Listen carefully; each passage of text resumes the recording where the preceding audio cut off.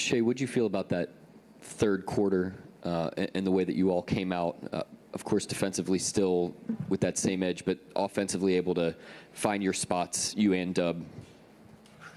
Yeah, we haven't had the greatest of third quarters this playoff run so far. We want to make that emphasis, like come out of halftime with a punch, with a little jolt, with some energy, and not ease into it.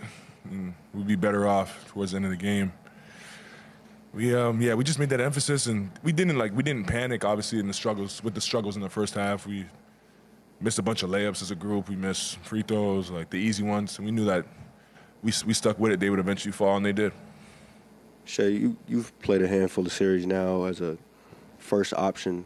What have you sort of learned about how to process a game from quarter to quarter, how you value each quarter up until maybe the point it's time for you to close a game? Yeah, it's always a chess match out there.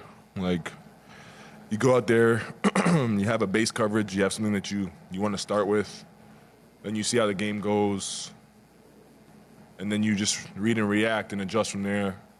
They make a move, you make a move. Like, it's back and forth, and it's going to be like that throughout the series. They're a really good team. They'll make adjustments. They'll get better for sure. We have to continue to get better as well. As far as the back and forth, it seemed like early you were trying to set that line of like what sort of physicality could go, what couldn't, and the shots you would take with that. What sort of changed from half to half as far as the calls you felt like you got and what you wanted to shoot? I don't know. I'm not too sure what you mean by that. I was just out there being aggressive, trying to get to my spots. Obviously, it wasn't falling like it usually does and like I would like it to, but it's part of the game. Nothing really changed in my mindset. I just try to continue to be aggressive, continue to trust my work, and it worked out for me in the second half. Yeah, Shai, Mark was just in here talking about how a guy like Kenrich, who didn't play in last series, coming in, breathes life into the team. And not just him, Isaiah Joe. First off, do you agree with that assessment? And then what does that do for you guys on a night like where your shots aren't falling? Yeah, absolutely.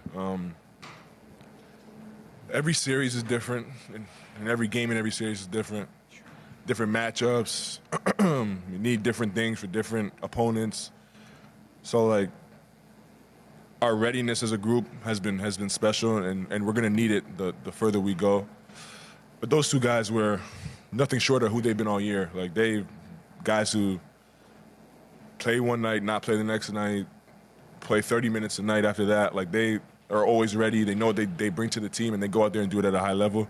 And then that's why they were ready for their moment tonight. But, yeah, we don't win this game without those two guys, and hats off to those two guys. And those two guys are who they've been all year, and that's tough to do through the ups and downs and the emotions of, like, playing and not playing. So, yeah, hats off to them, too, for sure. Yeah, Shai, Mark was talking about how he thought it took you guys a little time to recalibrate with the different style of opponent. Did you feel that at all during the game, that you have to remind yourself, oh, this isn't Denver anymore? It felt different from jump. They're more like pressure-oriented. It feels like a little more physical. But at the end of the night, it's basketball.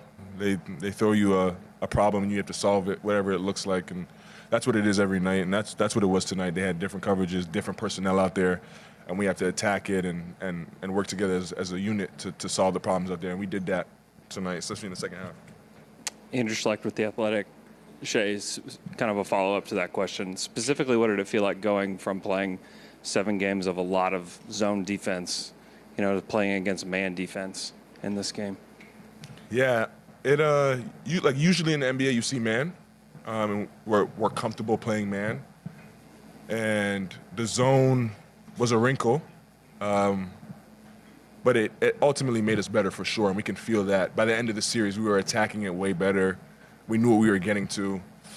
And the possession that they threw zone out there, we got a dunk like right away. Like, you could just feel us getting better at it, and that's what it's all about. That's what the first game of the season is about. That's what the first game of the playoffs is about. That's what the last game of the playoffs is about. Like, just continuing to get better through the experiences, and you'll look up and be where you want to be. And that's all we can control. Like, can't control what they throw at us. We can just control how we attack it and how we approach it. And that's what we did last series. And this series will look different, and we'll do the same thing. Shai, you mentioned that this team didn't panic. You've been a leader of this team for a while now, but how would you describe what that process has been like of leading by example? Yeah, it's just true to my personality.